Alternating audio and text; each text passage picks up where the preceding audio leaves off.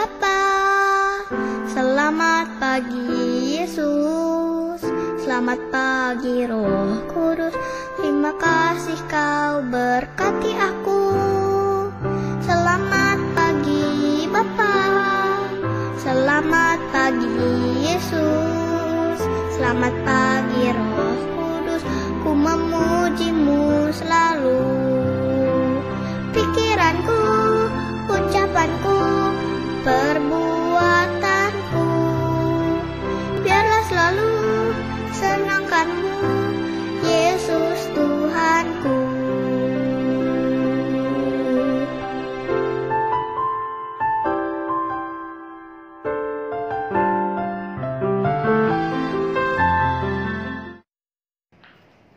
Hai adik-adik semua, kita berjumpa kembali di Kebaktian Anak Online GKI Samanhudi.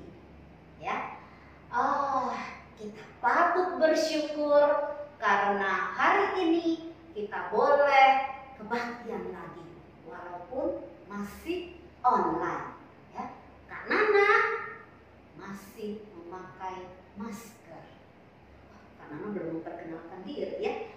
Ini dengan Kak Nana. Hari ini ujian kita akan diiringi oleh Kak Samuel. Biasa dipanggil dengan Kak Semi, tapi rupanya nggak kelihatan ya, karena dia ada di sebelah sana adik-adik ya. Oke, mari kita mulai kebaktian ini dengan memuji Tuhan. Segala puji, hormat, juga syukur. Mari kita menaikkan pujian ini.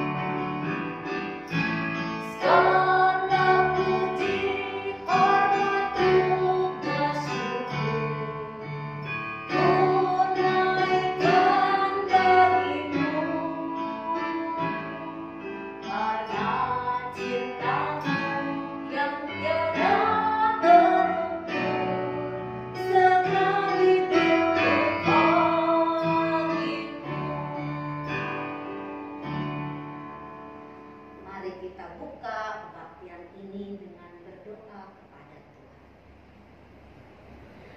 Bapa kami yang ada dalam kerajaan surga, sungguh kami mengucap syukur karena kami diberi kesempatan untuk beribadah lagi, walaupun kami melakukannya masih dengan online.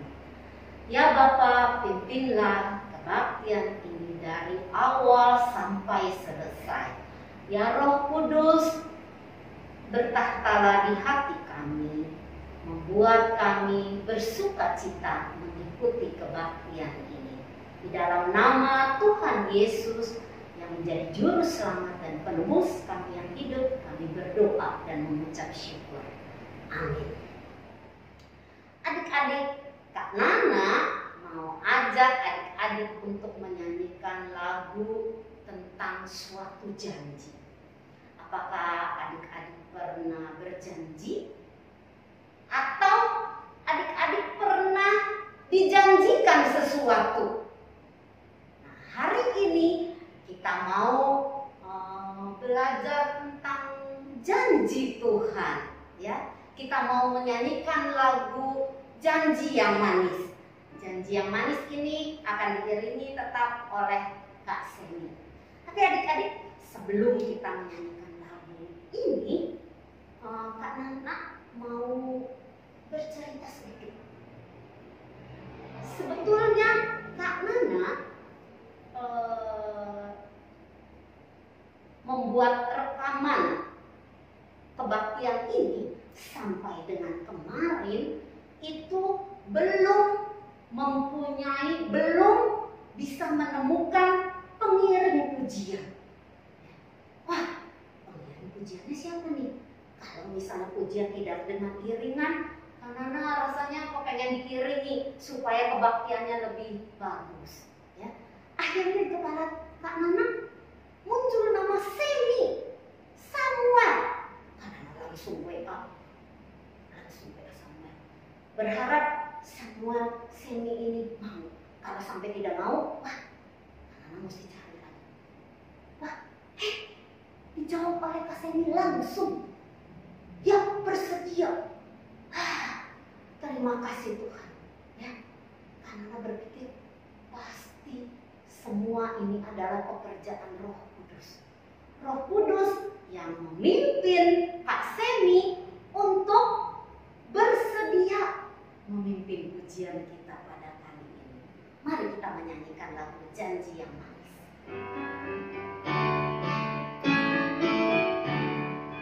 Janji yang manis kau lupakan, tak terombak ambing lagi jiwamu. Walau lembah hidupmu penuh awan, nantikan cerahlah langit di atasku. Kau tidakkan aku lupakan, aku memimpikanmu, aku membimbingmu. Kau tidakkan aku lupakan, aku penolongmu. Yakinlah teguh.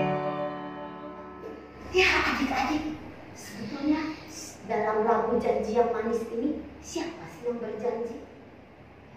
Dan apa yang dijanjikan? Lagu ini lagu yang sangat indah. Yang berjanji adalah Tuhan sendiri. Tuhan berkata, kau tidak akan kulupakan. Aku menolongmu. Aku di lagu ini adalah Tuhan. Aku memimpikanmu. Aku membimbingmu. Kau tidak akan kulupakan. Aku penolongmu. Tuhan yang menolong kita pada saat kita mengalami kesulitan. Pada saat kita menjalani hidup kita. Lagu yang sangat indah. Mari kita menyanyikan lagu ini sekali lagi. Janji yang manis kau lupakan, tak terombak ambing lagi jiwamu. Walau lembah hidupmu penuh awan, nantikan cerahlah langit di atasku.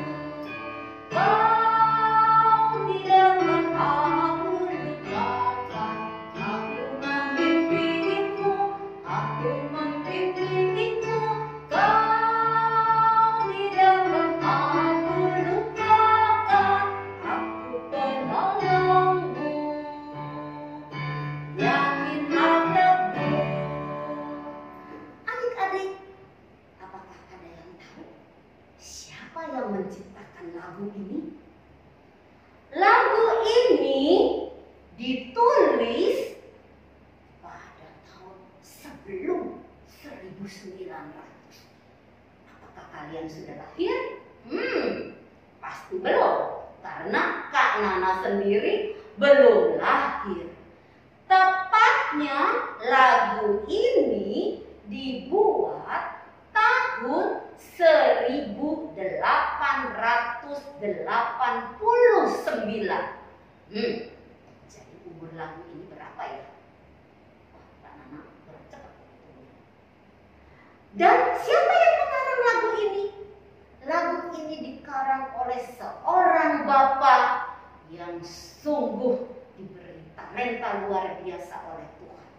Namanya adalah Charles H. Gabriel. Bapak Charles ini pada waktu mengarang, Nana yakin dan percaya pasti dituntun oleh Roh Kudus. Makanya sampai sekarang setelah 100 sekian tahun kita masih menyanyikannya. Kita masih boleh mendengarkan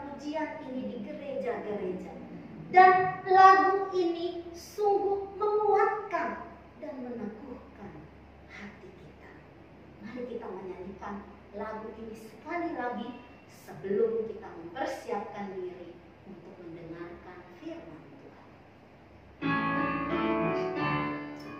Janji yang manis kalau ku lupakan, tak terombang-ambing lagi jiwaku. Walau lembah hidupku penuh awan, nantikan cerah dan cantik di atasku. Kau tidak aku lupakan, aku membimbingmu, aku membimbingmu. Kau tidak aku lupakan, aku penolongmu. Yakinlah teguh. Mari adik-adik kita yakin dan teguh dengan pertolongan Tuhan. Ya. Sebelum kita membaca firman Tuhan, sebelum kita mendengarkan firman Tuhan, mari kita siapkan hati kita dengan menaikkan pujian firman Tuhan ku dengar.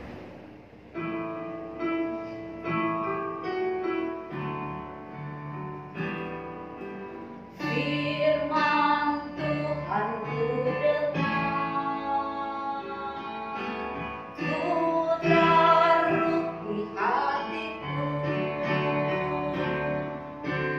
Ku ingin bertumbuh subur, berbuah lebat. Yesus tolong padaku.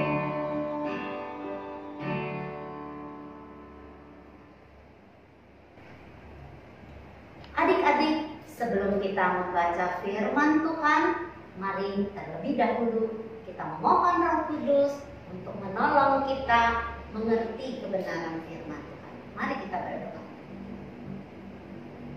Bapa kami yang ada dalam kerajaan surga, sudah tiba waktunya kami mau mendengarkan firman Tuhan.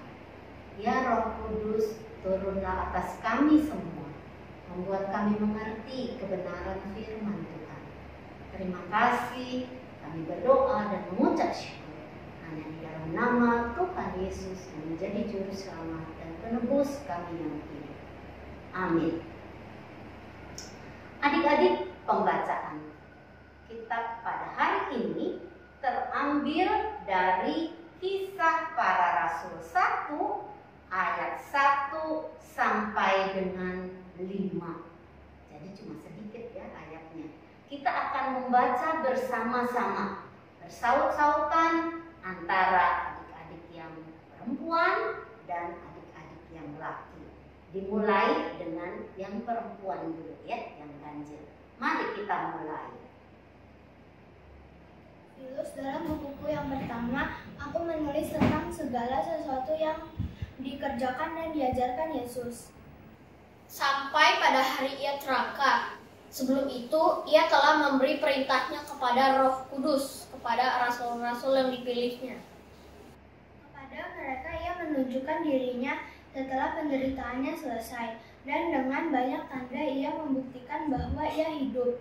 Sebab selama 40 hari, ia berulang-ulang menampakkan diri dan berbicara kepada orang tentang kerajaan Allah. Suatu hari ketika ia makan bersama-sama dengan mereka, ia melarang mereka meninggalkan Yerusalem dan menyuruh mereka tinggal di situ menantikan janji Bapa. Yang demikian katanya, telah kamu dengar daripadaku. Sebab Yohanes membaptis dengan air, tetapi tidak lama lagi kamu akan dibaptis dengan Roh Kudus. Terima kasih untuk Joyce dan untuk Adrian yang membantu kita untuk membaca firman Tuhan pada hari ini. Nah adik-adik, apakah adik-adik ingat tentang gambar ini? Ya, tentang kematian Tuhan Yesus di kayu salib. Kira-kira apa yang dirasakan oleh murid-murid Tuhan Yesus ketika dia melihat bahwa guru yang sangat dicintainya itu meninggal. Betul sekali. Mereka sedih. Mereka sangat kehilangan. Tapi pada hari yang ketiga Tuhan Yesus bangkit, ya. Dan Tuhan Yesus menampakkan diri menemui murid-muridnya, bukan saja kepada Maria Magdalena, tapi kepada murid-murid yang lain. Dia pernah menampakkan diri kepada murid-murid semua, tapi tidak ada murid yang bernama titik. Nah, kali yang lain Tuhan Yesus juga menampakkan diri kepada murid-murid dan termasuk kepada murid yang tidak percaya akan kebangkitan Yesus. Kalau dia tidak meraba sendiri, tidak melihat dengan mata kepala sendiri bahwa Tuhan Yesus sudah bangkit. Siapakah murid itu? Siapakah yang titik-titik tadi? Adik-adik masih ingat? Siapa namanya? Betul sekali, Thomas. Selain kepada murid-muridnya, Alkitab juga mencatat Tuhan Yesus menampakkan diri, menjumpai murid. Ada 2 orang murid yang berjalan menuju Emmaus. Salah satu orang itu dicatat oleh Alkitab bernama Kleopas. Adik-adik, selama 40 hari Tuhan Yesus setelah bangkit menampakkan diri, menjumpai murid-muridnya. Ketika Tuhan Yesus menjumpai murid-muridnya, dia menghibur. Dia tidak pernah membuat sedih murid-muridnya. Tapi Tuhan Yesus juga berkata, memperingatkan murid-muridnya bahwa Tuhan Yesus harus kembali ke rumah Bapa di surga. Dia tidak akan selamanya bersama dengan mereka. Dan merekalah murid-murid ini yang harus melanjutkan tugas pelayanan Tuhan Yesus. Tugas pelayanan yang dimaksud oleh Tuhan Yesus yang harus diteruskan itu tugas apa ya? Apakah ada yang bisa menjawab? Tugas apa yang diberikan oleh Tuhan Yesus kepada murid-muridnya untuk diteruskan? Tugas itu adalah memberitakan kabar keselamatan bahwa Allah sungguh mengasihi setiap orang. Karena murid-murid Tuhan Yesus adalah yang menjadi saksi tentang pelayanan Tuhan Yesus di bumi, maka merekalah yang harus melanjutkan tugas pelayanan itu. Tapi bagaimana? Mereka, murid-murid ini adalah orang-orang biasa. Bagaimana mereka mampu menjalankan, melanjutkan tugas pelayanan Tuhan Yesus? Tuhan Yesus tidak membiarkan murid-murid sendiri. Dia pernah berjanji akan mengirimkan seorang penolong. Tuhan Yesus meminta Bapa di surga untuk mengirimkan penolong yang menghibur, yang menguatkan hati murid-muridnya.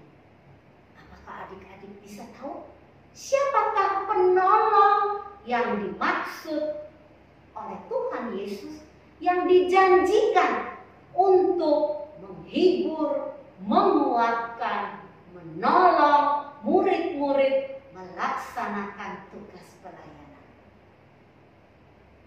Penolong itu adalah Roh Kudus.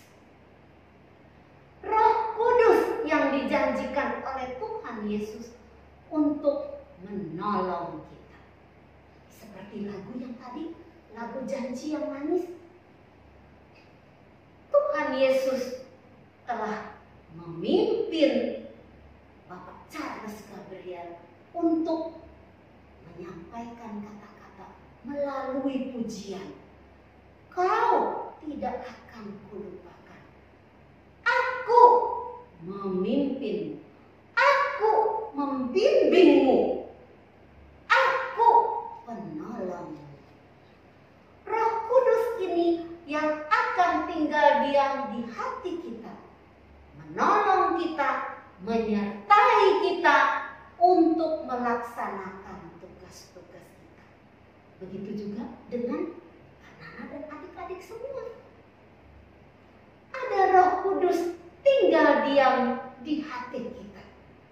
Kita bisa meminta tolong Roh Kudus untuk menyertai kita, membimbing kita melaksanakan tugas-tugas kita, melanjutkan tugas-tugas yang dilakukan oleh Tuhan Yesus. Tidak harus perkara yang besar. Misalnya, Roh Kudus memimpin seseorang untuk mengabarkan Injil di suatu daerah yang terpencil. Itu betul. Tapi tidak melulu perkara besar seperti itu. Tapi Roh Kudus juga memimpin kita untuk melaksanakan tugas-tugas dengan hal-hal yang biasa. Seperti Kak Semi. Kak Semi mengiringi pujian. Hal-hal yang lainnya yang biasa-biasa juga bisa. Misalnya kita menolong seseorang. Roh Kudus memampukan kita menolong seseorang. Yang kita lakukan adalah sesuai dengan kemampuan kita. Pada waktu kita membaca Alkitab, Roh Kudus juga menolong kita untuk mengerti kebenaran firman Tuhan. Roh Kudus memampukan kita untuk membaca firman Tuhan. Kebaktian kita saat ini, adik-adik yang hadir untuk melihat, untuk mengikuti kebaktian ini, pasti ada peran Roh Kudus. Ada Roh Kudus yang memimpin kita untuk mengikuti kebaktian ini. Adik-adik, ayat hafalan kita hari ini juga tentang Roh Kudus. Diambil dari Efesus 3 ayat 16. Aku berdoa supaya ia menurut kekayaan dan kemuliaannya menguatkan dan meneguhkan kamu oleh Roh-Nya di dalam batinmu. Jadi Rasul Paulus berdoa, aku berdoa supaya ia menurut kekayaan dan kemuliaannya menguatkan dan meneguhkan kamu oleh Roh-Nya di dalam batin. Mari adik-adik kita hayati ayat ini, bahwa ada Roh Kudus di dalam hati kita. Amin.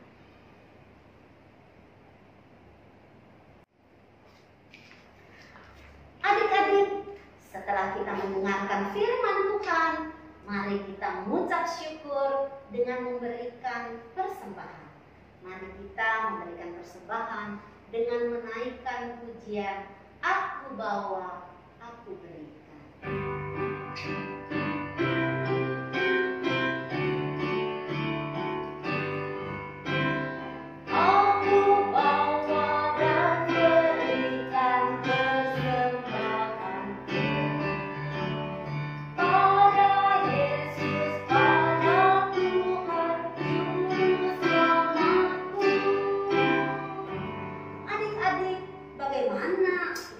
Persembahan di musim pandemi ini, adik-adik yang sudah mengumpulkan uang persembahan bisa menghubungi guru-guru sekolah minggu di kelas masing-masing untuk mentransfer. Bagaimana caranya mentransfer ke gereja, minta nomor rekening gereja ke guru-guru sekolah minggu adik-adik.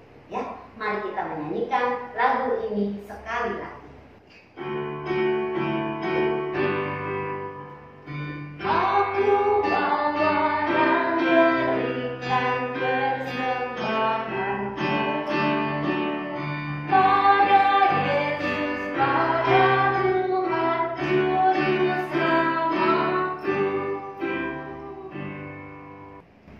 Adik-adik, mari kita bawa persembahan kita di dalam doa. Mari kita berdoa. Bapa kami yang ada dalam kerajaan surga, kami mengucap syukur untuk setiap berkat yang sudah Bapa curahkan kepada kami semua. Sekarang kami membawa persembahan. Terimalah persembahan kami. Di dalam nama Tuhan Yesus Kristus, kami berdoa dan mengucap syukur. Amin.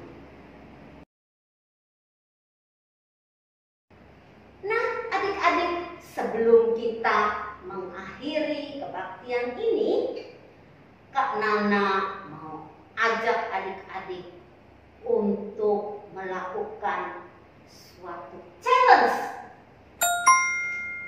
Apakah adik-adik tahu challenge?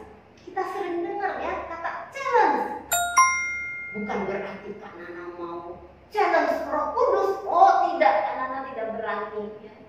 Tapi Kak Nana lebih challenge itu lebih ke mengajak kita semua untuk secara rutin, untuk secara teratur selama 28 hari. Jadi challenge-nya adalah ini. Selama 28 hari kita akan membaca satu pasal dari kitab Matius. Apakah adik-adik bersedia? Apakah adik-adik bisa menerima challenge dari Kak Nana ini? Lalu bagaimana caranya?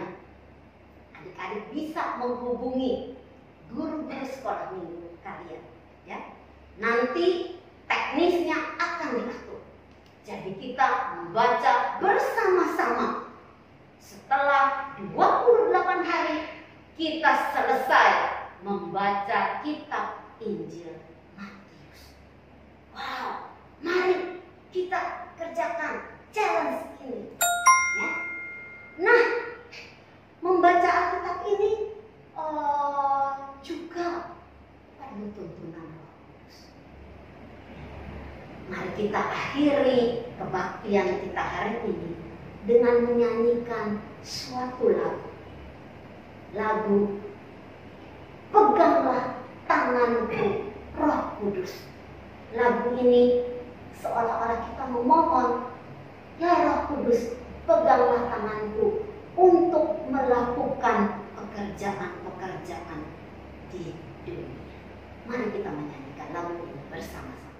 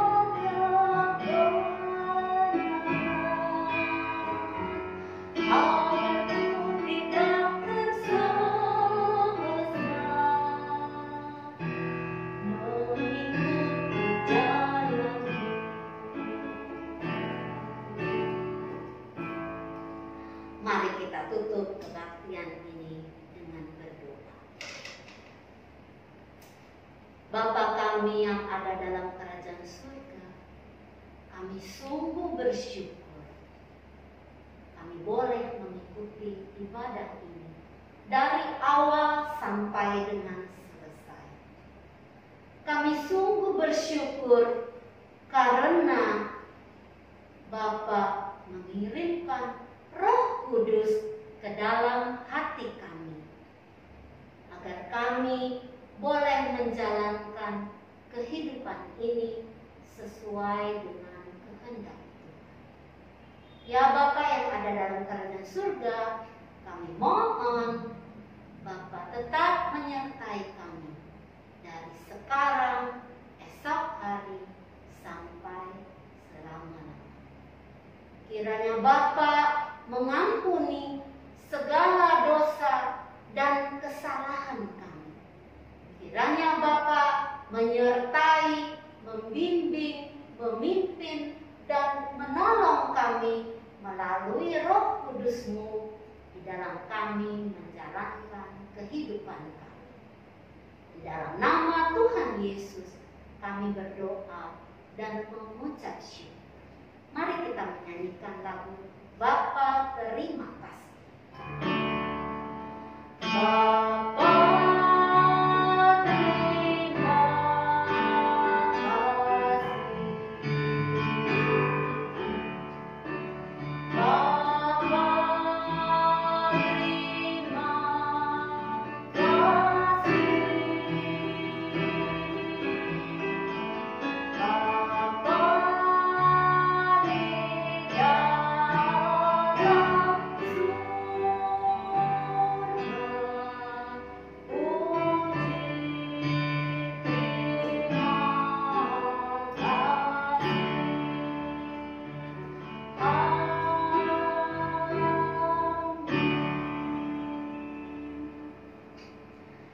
Selamat hari Minggu adik-adik semua, selamat beraktivitas.